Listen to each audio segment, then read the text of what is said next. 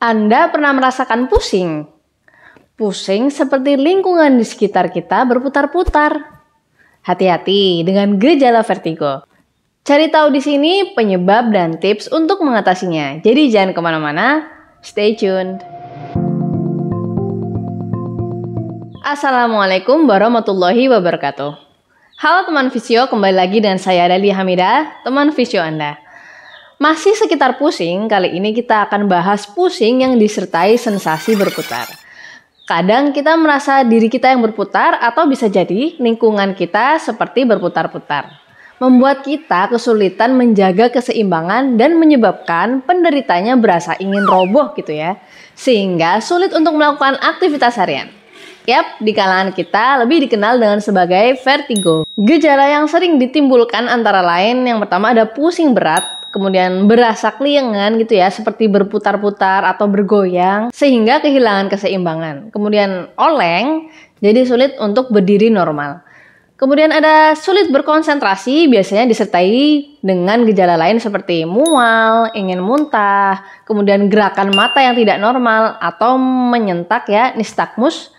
Ada juga sakit kepala, berkeringat, kemudian dengung di telinga dan gangguan pendengaran. Penyebab dari vertigo yang paling umum adalah masalah telinga bagian dalam yang mempengaruhi keseimbangan. Nah, biar lebih spesifik kita akan jabarkan lagi ya. Ada yang namanya benign proximal positional vertigo atau BPPV, di mana gerakan kepala tertentu, biasanya gerakan ekstrim ya yang tiba-tiba akan menyebabkan vertigo.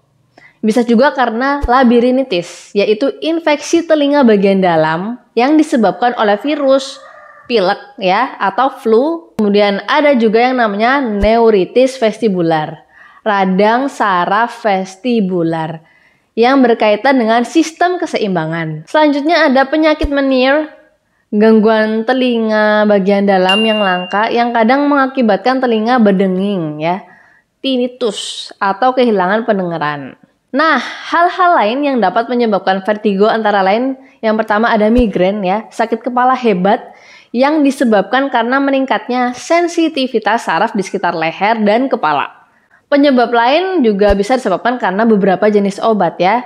Beberapa jenis obat juga memungkinkan terjadinya vertigo. Nah, teman Visio bisa periksa selebaran atau brosur obat untuk melihat apakah itu terdaftar sebagai efek samping. Misalnya nih, obat si A ternyata efek sampingnya bisa menimbulkan vertigo atau pusing ya, dan lain-lain. Nah, untuk mengatasi vertigo sendiri gimana ya? Ada beberapa tips sebenarnya untuk mengatasinya. Antara lain, yang pertama istirahat atau rebahan dalam ruangan yang sunyi dan gelap untuk mengurangi rasa berputar. Jangan buka handphone atau gadget lainnya dulu ya.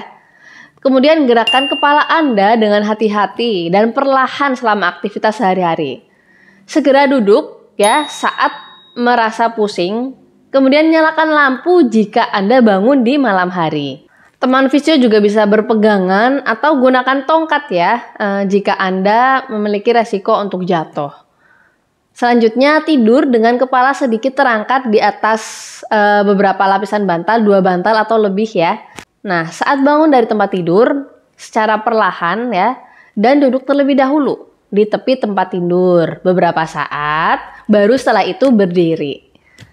Kemudian cobalah untuk rileks ya teman Visio, karena kecemasan dapat memperburuk vertigo. Teman Visio juga bisa menyimak contoh latihan untuk mengatasi vertigo di sini ya. Sebenarnya treatment vertigo itu tergantung pada penyebabnya. Dalam beberapa kasus, vertigo bisa hilang tanpa pengobatan apapun. Ini karena otak Anda mampu beradaptasi, setidaknya sebagian ya, dengan perubahan telinga bagian dalam. Lalu ada perubahan mekanisme lain yang digunakan untuk menjaga keseimbangan.